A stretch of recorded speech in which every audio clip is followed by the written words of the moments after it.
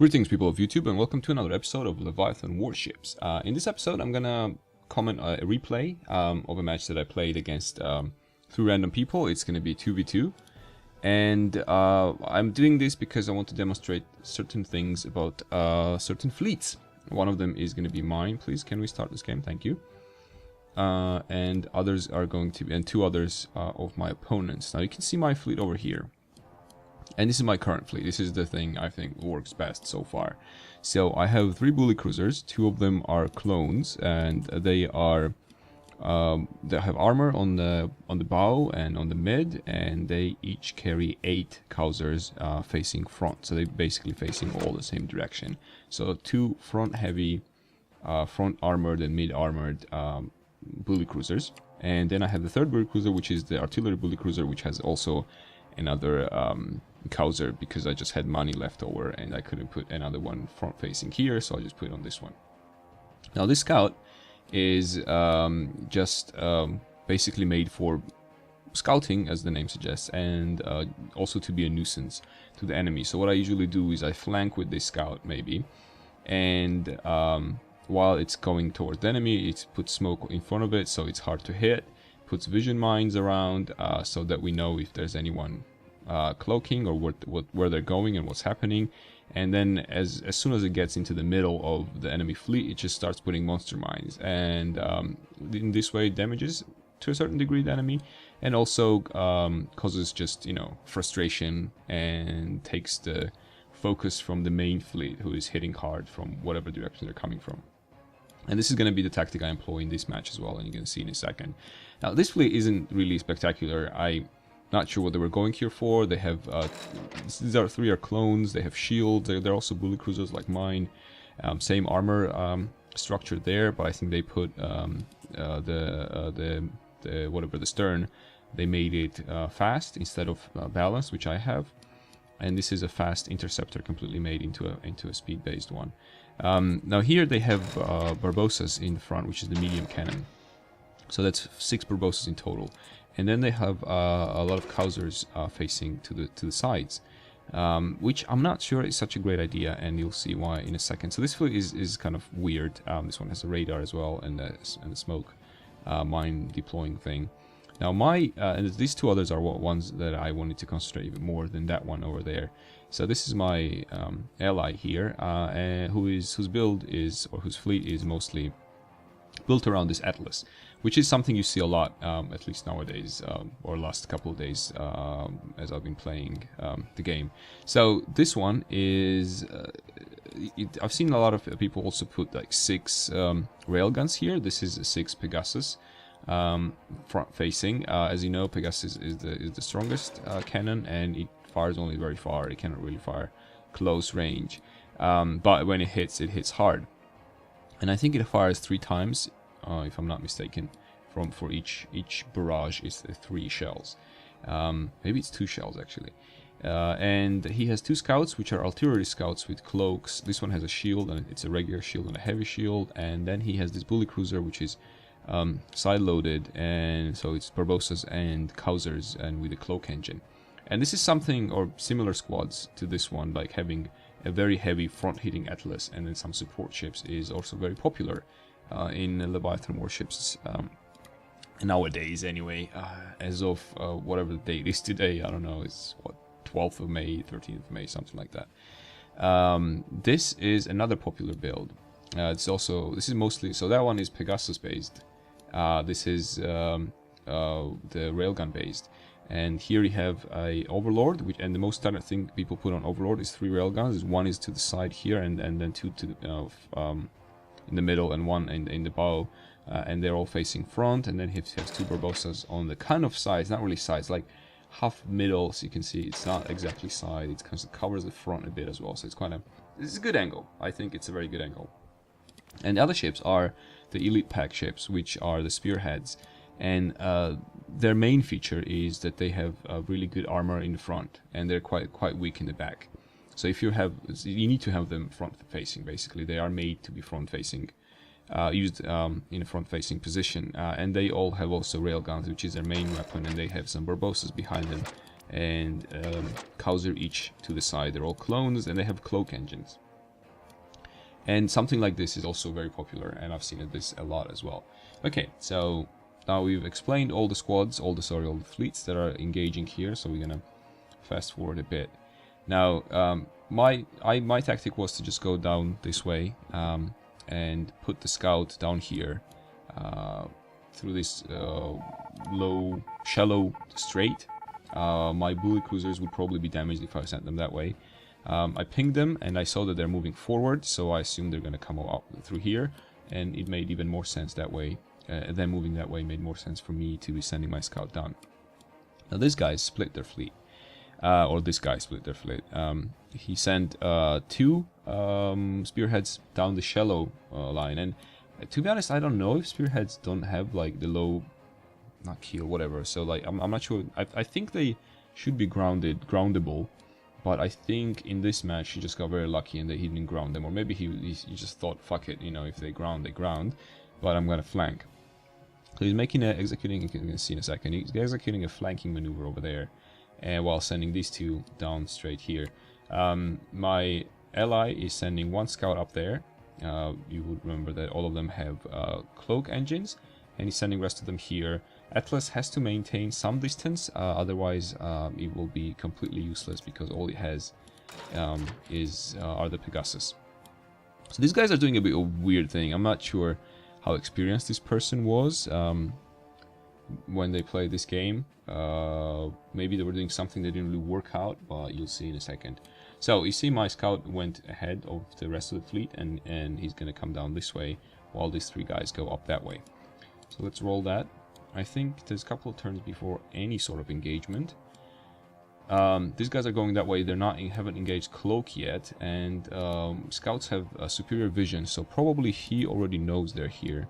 They not necessarily know the scout is here, though maybe they do. And here, down here, we have them, like I said, these 3 guys going down this straight. This one is just kind of dancing around. I'm not sure what they're doing. My scout narrowly avoids the collision with his friends, and is going down the straight. I'm trying to do a bit of preemptive artillery fire, which is kind of going this way because I predicted that they were going to be moving down that way. By the way, I'm not sure if this was a glitch, but I saw this smoke, and it could be that whenever you deploy smoke, you can see it through the fog. So you can technically use that to confuse your enemies. Which could be a very interesting tactic, or very, it could be used in a very interesting way. So here, the scout cloaked and is approaching the spearheads. Maybe he's trying to get through them. These guys are moving down. This guy's not cloaked. I don't know why. Maybe they forgot to cloak him. Maybe they didn't think it was necessary just yet. And also, I think a bit of a mistake they're making here is that this ship spearhead is a lot faster than an Overlord. Obviously, Overlord is a bit slow going. And I wouldn't separate them as much or as far as they're doing it now, but I guess they seem very confident in their tactic. So artillery is going forth. I'm doing a bit of smoking here so that I can, just in case, because I haven't pinged them in a while, in case they send something down here, so that I will be a bit less visible while continuing my approach. Here they're basically scouting in cloak. This guy, I guess, has pretty much scouted them, and he's turning around now. Because he has really no means of engaging them from that distance. They're within the arc of his artillery, so, and hitting spearheads with artillery from a small ship isn't that easy anyway. But he could probably be hitting these guys, I think, which he will be doing in a second. Let's go forward. So my artillery misses here, but that's cool, that's no problem. I see him now, I think, through the help of Hades there, and I am gonna employ a bit more precise fire. We're gonna leave this scout for a while because he's just gonna be coming up this way, doing a smoke hopping, just putting a smoke, going into it, putting a smoke, going into it until he gets up here. Because I didn't know what this ship was at that point. Obviously, you can see all of them now, but yeah, I couldn't do them because they were. I couldn't do that because they were in the fog of war. So I kind of thought that this guy could possibly be an artillery ship, and that's why it was very pressing matter for me to come up there and engage him and distract him and so on. But yeah, I think this artillery now is actually going to hit one of their bullet cruisers. Again, another mistake they're making is they're separating too much. you can see how mine are together on the same level. So whenever they engage someone, it's going to be from the same distance. Whenever this guy's engaged someone, it's not going to be the same distance. He's going to engage, and this is going to engage, and he's going to engage. And as they come in, I'm going to start shooting him, then him, and then him. And that's kind of bad for them and good for me. Here, oh, well, we missed this. We should need to watch that. These guys turn around. And I think they saw the scout as well. So they're going to start firing up their railguns. This guy is not firing up the railgun because he probably can see maybe the Atlas, but he definitely doesn't know these guys are here because they're cloaked. So maybe that's why he's feeling so confident. But again, look at the huge distance they left behind between the Overlord and the Spearhead, which is not very good for them at all. So first railgun misses. They each have one railgun, but this one lands a very, very heavy shot of 688 and almost 700 damage. It's more than half of the health of this ship. And also in the stern, which is the weakest part of any ship, as far as I know in this game. Okay, so my artillery is about to land, and it does quite a bit of damage there. Oh, what did I do? I jumped back, I think, instead of pausing the game. That's fine. We're just gonna let this artillery. Oh, I jumped quite a bit. Okay, that was weird. That's fine. So he's pinging me again. He's scouted for me quite well. That was very nice of him. He put down the vision. Oh no, it's just a ball in there. Okay, so I wanted to pause here. We did quite a bit of damage to Thumper, and now my Kausers are in range. I have 8 Kausers, as I said before, in front. So that's 16 Kausers, and when they hit, they can do quite a bit of damage. Now, here, they sunk this guy. Let's see how that happened. So that one missed, that one landed, and then I think it was just regular fire from Barbosas? Yes, so that scout is destroyed and they lost vision on these guys. Or at least, you know, they cannot see him up north, they're too far away. So he's doing a very sensible thing. He's still shooting this guy, but he's backing off with the Atlas to maintain that huge distance Atlas needs. Anyone in here is very safe. And also they know that, you know, these guys are coming for them. So he needs to be prepared. So he's backing away with Atlas here. Is something you know that's the best thing to do at that point. These guys are still cloaked, so technically this guy doesn't know, but maybe he's guessing they're there. And hence his railgun shooting, unless he's just panicking, which could also be happening. Here my enemies put up the shields, and that is, well, it's gonna help them to a certain degree. I don't know, this one probably was a bit too early for this shield here, because I don't think I'm in range to engage that guy. My scout continues its journey. So a lot of that lands. This guy's down to half health due to my Kausers. Kausers destroyed the shield, and they're very rapid reload. These are the Barbossa shells coming towards one of my bullet cruisers. These guys are still in cloak. They're not in any hurry to come out of it. Now this guy's charging up his railguns, and the spearheads are coming. And Atlas is firing, doing what he can to destroy. Okay, they miss with all 3 over there. Pause. Okay, and we put this guy down to half health. Let's just do that again. That's the shield gun. That's the artillery that lands over there. In fact, we can just watch this battle for a bit, and then I'll go rewind, and I'll show you what's going on up there. So this guy's dead, I think. Artillery is doing quite a good job. I'm also backing off to keep them in the Kauser range, which is, you know, quite a. There's not a big of an arc here, but I just want to be safe. And unlike, you know, in case they charge me real close and just start banging me or try to get my artillery, I'm prepared. I can keep shooting them again and again. So that's why I was slightly going backwards.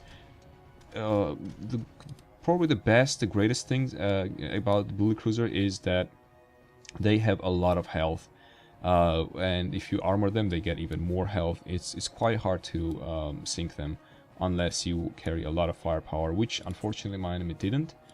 Even though this was like in range, but look, he's another gun up here doing pretty much nothing. I don't think he can actually. He will auto fire at this kind of angle even. And well, there's a back-facing one. There's a one facing that side. They're not doing anything at all. And plus, they only lost one ship because he was running forward too much. This one is down to 800 health. This guy is doing I don't know what, and I'm slowly approaching with my smoke hopping, and I'm gonna start putting monster mines underneath him. So that's happening here. Let's finish this encounter here, and then I'm gonna rewind and take us upstairs and show you what's going on over there. I'm actually gonna hide that scene for a bit. It's kind of hard to do both at the same time. So you can see the Mike Hausers, they're hitting me with their Barbosas, but it's not as effective. Putting it down, that was a mistake. I thought it was gonna go a different way, but it didn't. So I got a bit of damage from my own snake here. Well, this guy's dead, and then I only have one bully cruiser left. I pretty much have 2 healthy bully cruisers still. They were attacking this one, and he took some damage, but he deflected some of it, and he has tons of health. While his artillery is just standing there behind, safely tucked away, and pounding them with those shells. Excuse me. So this was the only time I think their behind cannon did some damage. It was 120 damage on this scout. Wasn't that great, but it did slow me down, but it was not, kind of mostly the snake that slowed me down, not the cannon. So they lost vision now, they cannot even see me, and they're pretty much dead, you know, sitting there, and gonna sink very, very soon. And I think that's it. That should be it. Yeah. Okay, cool. So we're gonna abandon my people now for a bit. I'm gonna go slightly back so we can watch what's going on up there. Yeah, I think this is where we want to be. The guy is about to is killed just now. As I was dealing with them, let's find out what my my other enemy and my ally was doing. So he was hitting him with his Pegasus. This guy, for whatever reason, turned down. I think maybe he was trying to move away from the railgun that the guy was trying to hit the Atlas with. Atlas lands a couple more hits with the Pegasus. Pegasus does a lot of damage, about 250 on average per shot, and he has 12. In one go, he can fire up to 12 shells. And so this spearhead goes down, they cloak, and they start approaching the Atlas. Atlas has a lot of health as well. This one has 3,300 with only the bow armored. So Overlord is more or less healthy. He put up the shield because he now sees the bully cruiser coming with a lot of firepower on one side here. This guy is abandoning the mid to help out Atlas, because Atlas needs vision on these guys to do any sort of damage. So he's kind of shooting artillery at Overlord. Overlord hits with 2 of the railguns, the bully cruiser. Artillery kind of lands, but it's not that much. Bully cruiser is down half health. These guys are approaching. The scout is scouting. He's doing quite, you know, okay amount of damage with his guns, but this was a very smart move by the Overlord. He basically, whenever you collide with someone, you kill their impetus, you kill their whatever, momentum, I guess. And that's very nice, because you keep them where you want them. You buy yourself time to railgun them, and that's what the Overlord does, and it works out great for them. And they're about to sink the bully cruiser. Now they come out of the cloak, and this one has a bit of Barbosa, so he lands a couple of shells, and the Atlas is ready to engage them as soon as they enter its arc. Here, let's do a vision like this. So here you can see the Overlord is trying to turn around and face that bully cruiser. Atlas is firing and dealing a huge amount of damage, even though these guys have a very heavy front armor. I'm not sure actually. Oh, he's not using it armored, is he? He's using it speed balanced, I think. That's why he's doing a bit poorly there, because he didn't armor his bow. Oh, okay, that's probably a mistake. This guy cloaked, but you know, you can guess more or less where he's. I think he's gonna kill him.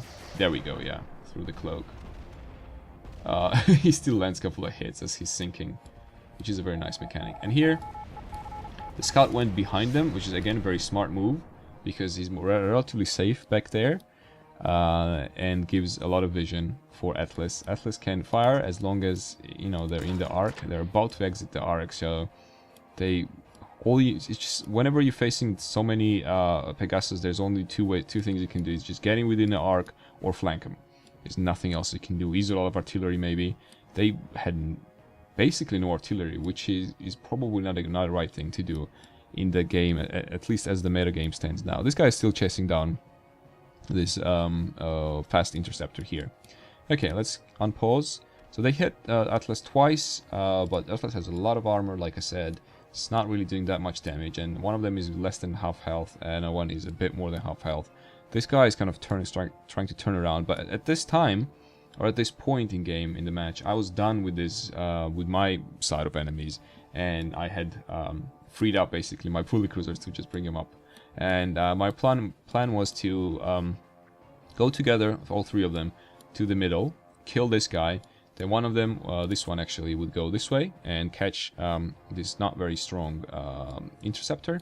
And then these two would help out the Atlas with the spearheads. And this is basically what is going to happen. I'm probably not going to pause again because the fate of this battle is already decided pretty much. They managed to sink one of the spearheads on their own without any help from anyone. Artillery is hitting this Overlord. Overlord is very slow. It's gonna, I think he hit one of them, hit my bullet cruiser. I'm doing a bit of damage here with the snake and slowing him down and basically annoying him. Now artillery, I think, artillery finished the job, destroyed that Overlord. Overlord has a lot of space. It's a very wide ship, so it's quite easy to hit with artillery. I mean that wideness gives it some benefit of having a lot of guns that you can put on it, but it's also slow and weak to artillery, like I said. Okay, so he cloaked, decloaked, to kind of doing the dance here. And this is a dance that Spearhead can hardly win, because Atlas has just way more health. And also the enemies now, they have very little forces remaining, but they're so far away. You know, there's nothing really that much, nothing much that they can do, and it's basically mopping up for us. But Atlas, of course, cannot do any damage on this at this distance, and this guy has only Barbossa and artillery. So technically, if I wasn't there, it was kind of possible for him to win if he was like super good with it. But you know, no one's really that good with anything. It's very hard. I mean, I guess what I'm saying is there was a possibility to kind of dance around the Atlas, but even that, if that didn't kill him, this would just destroy anything there, and that Spearhead dies. But like you probably saw in the previous video, where Ed was dancing around with his bullet cruiser around a scout, and it took like 20 minutes for him to sink the scout, and in the end it was sunk because of the collisions, not because of weapons, because he didn't have any beams. Here, let's just rewind slightly. So I get to this guy finally, kind of. I'm out of control because I think he hit me with his weapon. And we're just dancing. I'm trying to turn around so I can lay down another monster mine. The bullet cruisers are obviously very slow because they're slow, more or less slow in general, and plus they're armored, so the armor always slows down your ships. His guy goes out of control, and I managed to spin out, and because my monster is recharged on this side but not on the other, so I laid down, I think just underneath him, right there. It's a really good position. It kind of sucks him in as well. And does, I think, it's like 100 damage maybe, 68 more, and that's it. And then my bullet cruiser is already there to take him down with his Kausers, and that's game over. So to sum up, basically the purpose of this was that I wanted to show you the three fleets that work quite well and are used very often. I haven't seen that many people using my fleet. I think maybe I've seen like one, maybe two. With similar fleets. I have a bit more RT heavy one than the ones I've seen. This one here with the Atlas, very popular. The one that lies in the water here and here with the spearheads and the Overlord is also quite popular, and when managed properly, and maybe when they're together and you fire 6 railguns, it's a quite of it can do quite a lot of damage. But when you split them up, it becomes a bit more dangerous. So flanking is most of the time flanking is very useful. You need to time it right, because if your flank is late, and then you manage to deal with these guys here, and then they have time to just turn around and they're not flanked anymore. So timing in that in flanking is of highest importance. But anyhow, thank you guys for watching.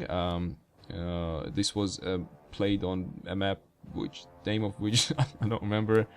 This was a 2v2 against random people with some interesting fleets, and I'll see you next time. Bye.